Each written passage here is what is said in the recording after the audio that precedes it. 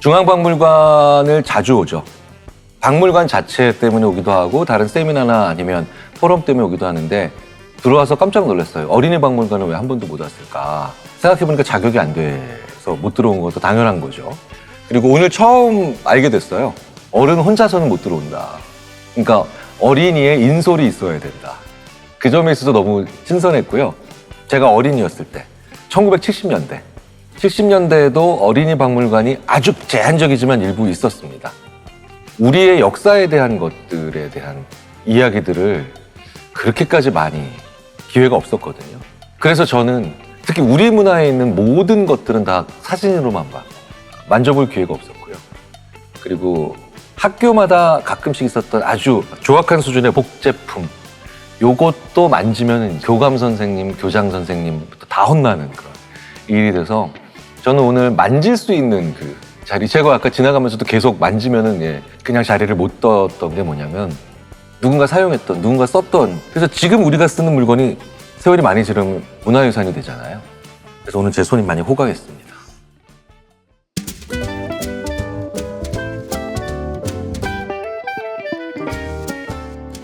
제가 참 좋아하는 그 작가님이 김소영 작가님의 어린이라는 세계라는 책이 있어요. 그 어린이라는 세계에 정말 인상 깊은 구절이 많은데 거기에 제가 한 구절을 가져오면 어린이는 못하는 게 아니라 다만 느리게 하는 것뿐이다. 속도의 문제예요. 근데 왜 느리게 할까요? 처음 해보니까. 그런데 할 수 있는 능력이 다 있는 거죠. 우리는 가끔 우리 어린이들한테 과연 이런 걸 보여주는 게 무슨 의미가 있을까라는 생각을 들게 하거든요. 그런데 제가 초등학교 1학년 때 제 어머니의 손에 이끌려간 그 전시회가 멕시코 문명전이었어요. 저는 마야, 잉카 이런 게 무슨 뜻인지도 몰랐는데 근데 그때 제가 봤던 기억은 지금도 선명하고요. 그 수많은 남미의 역사들을 다른 사람들보다 훨씬 더 관심 있게 볼 수 있는 시점이 거기서 결정됐죠.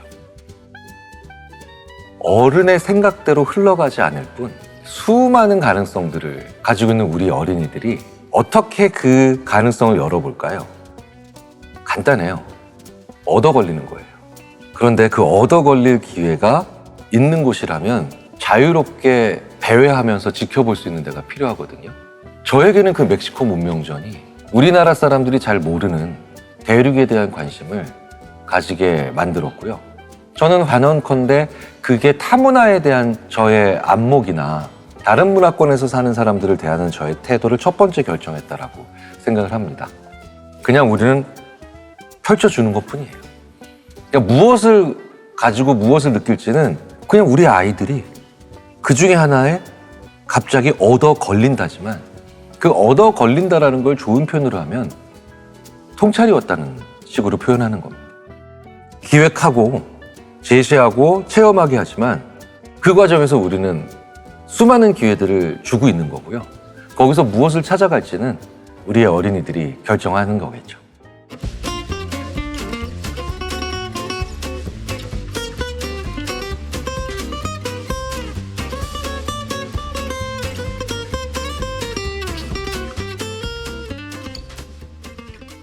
목적을 가지지 않고 대화를 해야 다른 사람들과 공존하고 소통할 수 있는 그런 힘을 가지게 됩니다.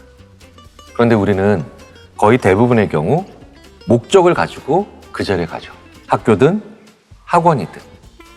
그래서 그런 공간이 아닌 곳에서 우리는 우연히 만난 사람을 오랫동안 기억하고 그 사람의 이름이나 얼굴은 기억하지 못해도 그 사람과 나눴던 이런 장면들을 꽤 오랫동안 우리의 무의식 속에서 그 이후에 또 다른 사람을 만날 때 마음을 열 수 있는 그런 힘으로 가져요. 그런 과정에 우리는 조금씩 사람들과 만나서 계약이 아닌, 협상이 아닌, 회의가 아닌 그냥 공존하는 법을 배우게 되거든요. 박물관이 그런 우연하고 무목적적이고 용건이 없는 사람들을 보기가 너무 좋아요. 그래서 저는 박물관에 이렇게 노트 들고 다니면서 필기하는, 너무 공부하러 오는 거 조금 저는 지향하고 아이들한테 그렇게 얘기하지 않습니다. 그냥 오늘 가서 마음껏 그냥 보고 싶은 거 보고. 그러니까 박물관은요, 전시된 것을 보는 것도 있지만 똑같은 목적지향적이지 않은 행동을 하러 온 또 다른 사람들을 볼 수 있는 거의 몇 안 되는 기회예요. 그냥 박물관이 있는데 둘러보고 싶어요. 이렇게 해서 오거든요. 오히려 그 긍정적인 효과는 우연성에서 나온다는 거. 우연한 부딪힘, 조우함 이런 거에서 나온다는 건 아주 재밌는 역설이 아닐까 싶어요.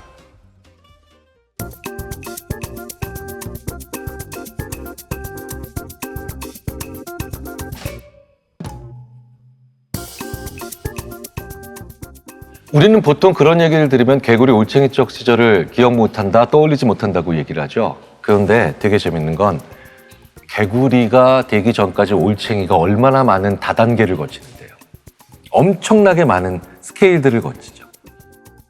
부모가 아이 시절을 떠올리는 게 아니라 아이가 단계 밟아 나가는 것을 보지 않기 때문에 그렇습니다.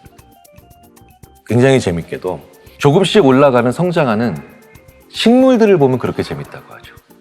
그렇죠? 아이들을 지켜보지 않고 훈육만 해서 그런 거예요. 아이를 이렇게 관찰해 보면요. 아이는 분명 3달 전과 다른 행동을 합니다. 그런데 우리는 왜 아이를 관찰하지 않고 계속해서 대화하면서 지시하고 요구사항을 주고받을 뿐이에요. 대화보다 중요한 게 관찰이에요. 대화는 굉장히 목적지향적이기가 쉽습니다. 그러면 목적지향적이지 않은 그런 자질구레한 대화 하면 되지 않을까요? 불행하게도 그건 5살 이내의 사람들만 가능합니다. 그래서 우리는 5살 이내로 들어온 동년배들이나 친한 선후배들과만 그렇게 쓸데없는 얘기들을 많이 할 수 있어요. 인간은 언어적으로 10살 넘어가는 사람과는 이런 무의미하고도 쓸데없는, 하지만 그렇기 때문에 서로에게 전부 다 위안이 되고 스트레스를 해소할 수 있는 그런 자질구레한 대화를 10살이 넘어가는 상대방과 하기 되게 어렵습니다.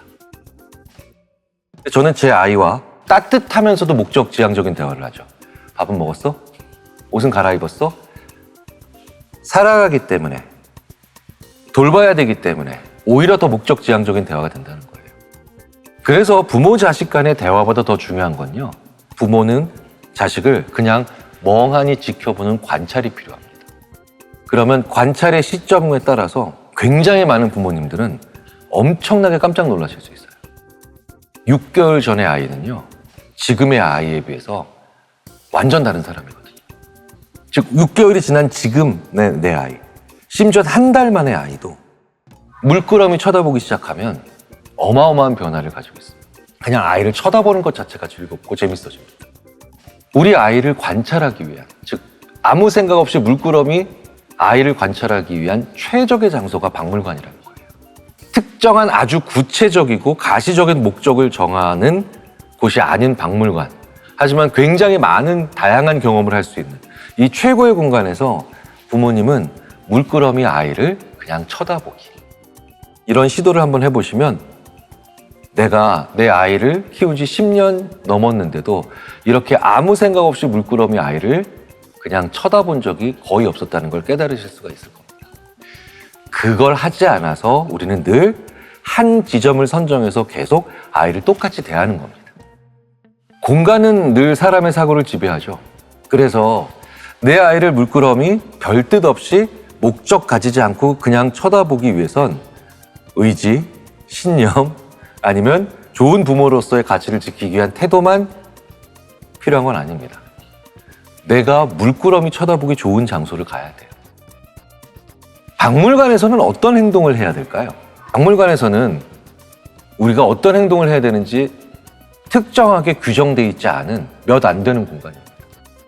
그래서 저는 재밌게도 꽤 많은 어린이들이 백화점에서는 목적지향적으로 뚜벅뚜벅 걷다가도 박물관에서는 뛰는 것을 넘어서 뒤로 걷기, 횡보하기, 평상시에 걷지 않았던 방식의 동작 취하기를 굉장히 많이 취하는 걸 보게 되죠. 규정하지 않았기 때문에 그래요. 수영장에 가면 수영해야 되고요. 그리고 축구장에 가면 축구해야 되고, 학원에 가면 공부해야 됩니다. 박물관에서는 뭐 해야 되나요? 그죠? 규정되어 있지 않아요. 그렇기 때문에 부모도 규정된 마음에서 벗어날 수도 있고 자녀도 규정된 무언가에 벗어날 수 있기 때문에 서로 상대방의 모습을 굉장히 잘 볼 수 있는 곳이기도 합니다.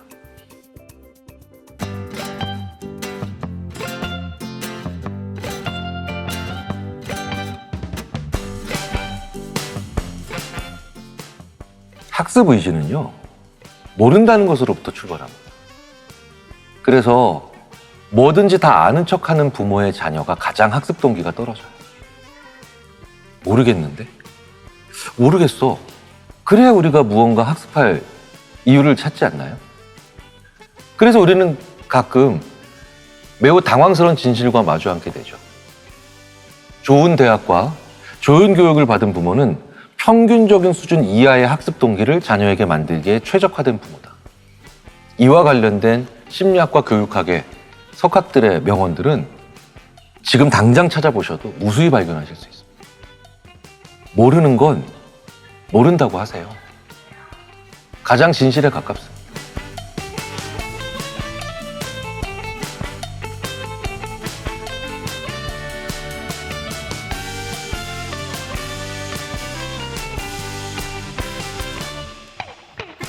다양성에 대한 이해는 어른보다 어린이들이 훨씬 더 이해도가 높습니다.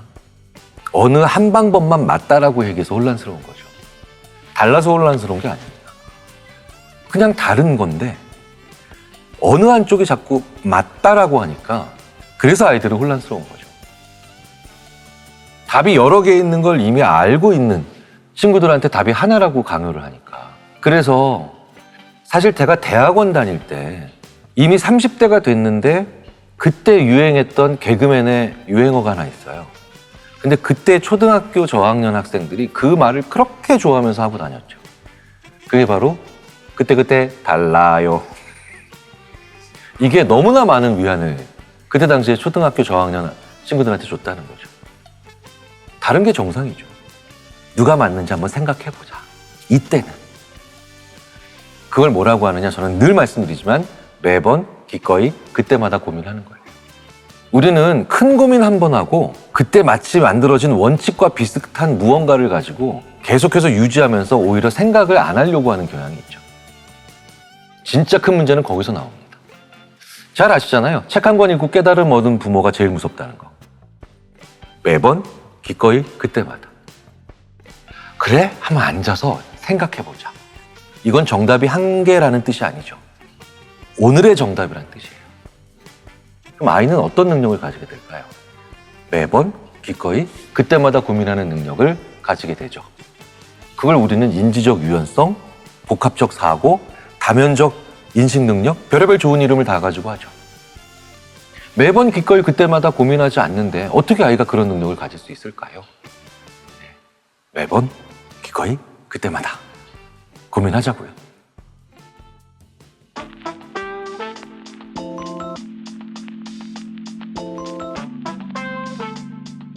심리학을 선택할 수 있도록 하는 데는 혁혁한 공을 세워주신 것 같아요.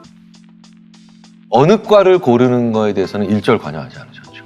뭘 해도 네가 맞겠지. 그 정도의 시선. 저는 그런 면에서는 참 지금 와서 생각해보면 행운이죠. 그래서 지나치게 많이 알고 그걸 또 티를 내고 싶어하는 부모처럼 자녀의 동기를 방해하는 부모는 없을 것이다 라고 말씀드리는 게 아마 저에게도 좀 해당되는 건데, 저희 부모님은 일자무식도 아니시고 그렇다고 가난한 분도 아니었지만 확실하게 부모가 해야 될 고민과 자녀가 해야 될 고민에 대해서는 매번 기꺼이 그때마다 고민하실 것 같습니다.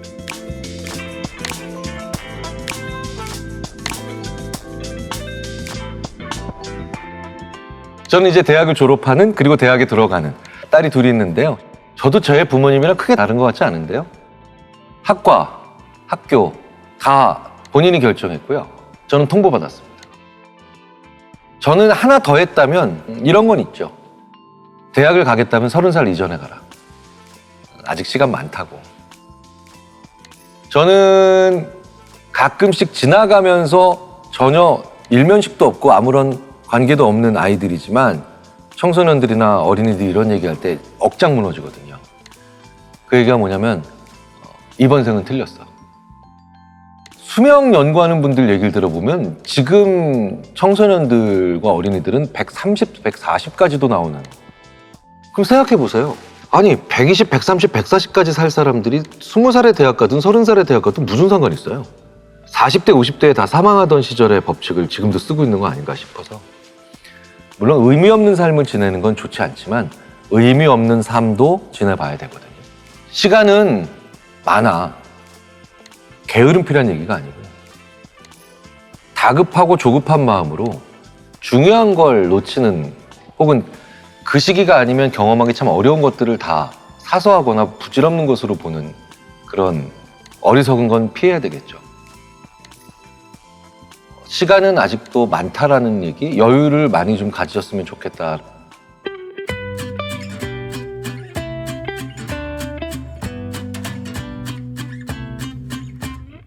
전반적인 이 변화 중에 심리학자인 저한테 많이 눈에 띄는 건 유물이나 문화유산 자체보다는 사람을 좀 더 많이 주인공으로 만들어주시는 것 같아요. 여기서의 사람은 박물관에 와 있는 현대의 우리뿐만 아니라 과거의 그 유물을 만들고 사용했고 그리고 같이 향유했던 그때의 사람들이요. 제가 기억하는 70년대, 80년대의 박물관은 그것보다는 유물에 훨씬 더 많은 초점을 가지고 있었죠. 근데 저는 저거 만든 사람은 무슨 생각으로 만들었을까? 이 사람은 과연 이걸 여기다 정말 썼을까? 저 왕관 쓰면 머리 안 아팠을까? 그렇죠? 이런 옷을 입고도 과연 옛날에는 정말 이쁘다고 생각했을까? 제가 심리학자라서 그러지 저는 다 온통 사람이거든요. 우리가 보고 있는 대부분의 박물관들은 사람과 무관할래야 무관할 수가 없습니다. 그런데 조금씩 그 변화가 그것을 보고 있는 사람, 그리고 그 당시에 존재했던 그때의 사람, 이렇게 사람도 주인공으로 만들어주는 것 같아서 되게 좋아요. 대표적인 게 만질 수 있게 해주는 거죠. 만질 수 있다는 건요, 인간이 가지고 있는 가장 시간과 공간을 초월할 수 있는 감각입니다. 오히려 라디오 주파수처럼 계속해서 시공간을 넘나드는 그런 청각 정보나 시각 정보가 우리로 하여금 더 시공간을 초월하는 연결의 정보 같죠? 아니에요. 가장 중요한 건 촉감각과 미각과 후각입니다. 그중에서도 촉감은 그 무엇보다도 중요하죠. 실제로 코로나 기간을 거치면서 인간이 만질 수 있는 것에 대해서 얼마나 큰 가치를 부여하고 인간이 만질 수 있다라고 하는 것에 얼마나 많은 공감을 하는지에 대한 연구들은 무수히 쏟아져 나왔어요. 뉴스를 태블릿으로 온라인으로 보시겠습니까? 종이신문으로 보시겠습니까? 다 태블릿으로 보겠다고 합니다. 그런데 종이신문으로 구독료를 낼 때와 태블릿 온라인으로 구독료를 낼 때 코로나 이전보다 훨씬 더 사람들은 코로나 시기를 거치면서 종이신문에 지불할 용의가 있는 최대 금액이 올라갔어요. 되게 재밌는 결과죠. 선택하라고 하면 디지털을 선택하는데 당신은 얼마까지 돈을 쓸래요? 라고 하면 이전보다도 더 점점 더 많이 만질 수 있는 아날로그에 더 내 손에 쥘 수 있는 것들에 더 돈을 많이 쓴다는 거죠. 왜 그럴까요? 인간이 가지고 있는 가장 원초적인 감정인 촉감각이에요. 그렇기 때문에 그 어떤 감각도 존재하고 있지 않지만 인간의 모든 감각기관 없어도 촉감각만은 존재해야 되는 게 우리의 가장 원초적인 애착을 만들어내기 때문입니다. 과거에는 박물관에 가면 절대로 하면 안 되는 행동이 만지는 거였죠. 물론 지금도 중요한 사료나 이런 데 손대면 절대 안 되죠. 근데 예전보다 점점 더 무언가를 만질 수 있는 여지를 많이 만들어주세요. 이 느낌을 5,000년 전에도 이런 느낌으로 잡았겠구나. 이런 거 있잖아요. 조금씩 더 우리 사람도 주인공으로 만들어주는 그런 변화가 제일 눈에 띕니다.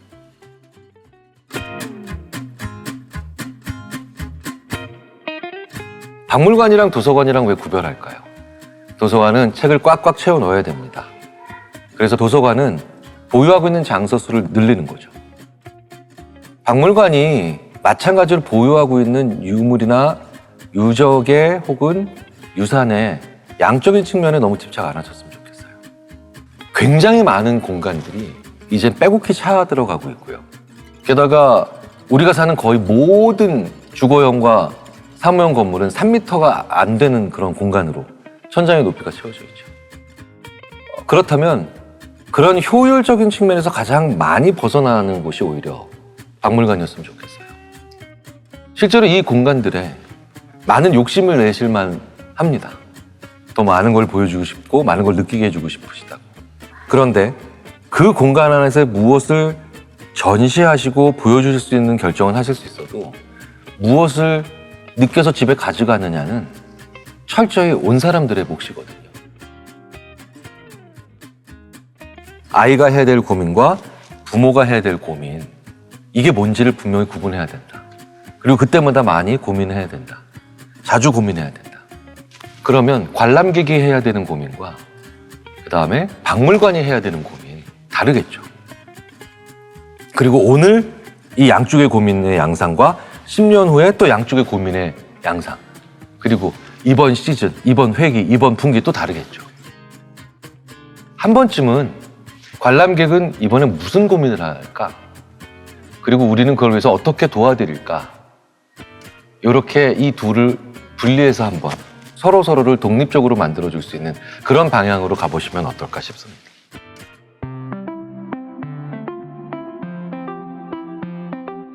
저는 제가 처음 박물관에 갔을 때 제일 좋았던 게 뭐냐? 엄마 옆에 붙어 있지 않아도 돼서. 가장 사랑하고 가장 옆에 없으면 불안한데, 제가 처음 어린이 박물관에 갔을 때 엄마 옆에 안 있어도 됐고 엄마도 제 옆에 안 계시려고 하더라고요. 그게 되게 특이한 경험이었어요. 저는 제가 태어나서 처음으로 받은 자율보행권을 동네 골목에서 느낀 게 아니라 박물관에서 느꼈습니다. 물론 안전하기 때문에 그럴 수도 있죠. 세상에 위험한 박물관은 그리 많지 않을 테니까요. 가장 가깝고 친밀한 사람으로부터 오히려 떨어질 수 있는, 가장 밀접한 것으로부터 늘 같이 옆에 붙이고 있는 것으로부터 벗어날 수 있는 그런 공간이었던 것이 저한테는 가장 중요한 의미였고요. 그래서 저는 종종 박물관에 가면 스마트폰과 지갑을 사물함에 넣고 사물함의 키만 가지고 한번 다녀보시라. 늘 가지고 있었던 수단과 도구로부터 벗어나 보시라. 그러면 아주 특별한 경험을 하게 된다는 거 약속드릴 수 있어요. 박물관이라고 하는 것은 그 기능과 목적이 특정되어 있지 않기 때문에, 그래서 오히려 수많은 무슨 특별 전시전, 무슨 전시회 이렇게 붙이는 거 아닐까요? 너무 길을 한꺼번에 많이 잃어버리면 안 되니까. 그런데 그런 얘기가 오히려 역설적으로, 그러니까 우리로 하여금 길 잃어도 돼, 특별하지 않아도 돼 라고 생각하게 만들어주는 것 같아요.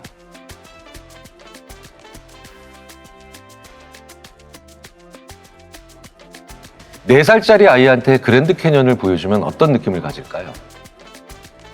네, 아무 관심 없습니다. 왜냐? 그때 당시에 느꼈던 그 느낌은 충격적인 경외감인데, 인간은 그런 감정은 그냥 충격이었다라고 뇌에서 코딩을 해요. 그런데 가장 기억에 남을 만한 웅장함은 감당할 수 있어야 되거든요. 그게 바로 박물관입니다. 그래서 굉장히 많은 사람들은 자기가 처음으로 봤던 공간으로 박물관, 그 다음에 처음으로 봤던 오페라, 이런 것들을 거의 잊지 못하죠. 박물관을 경험하게 하신다는 건 가장 기억에 남을 만한 개방감, 확장감, 그 다음에 소위 말하는 감당할 수 있는 경외감, 이런 평상시에 거의 경험해 보실 수 없는 그런 경험을 선물하시는 거예요.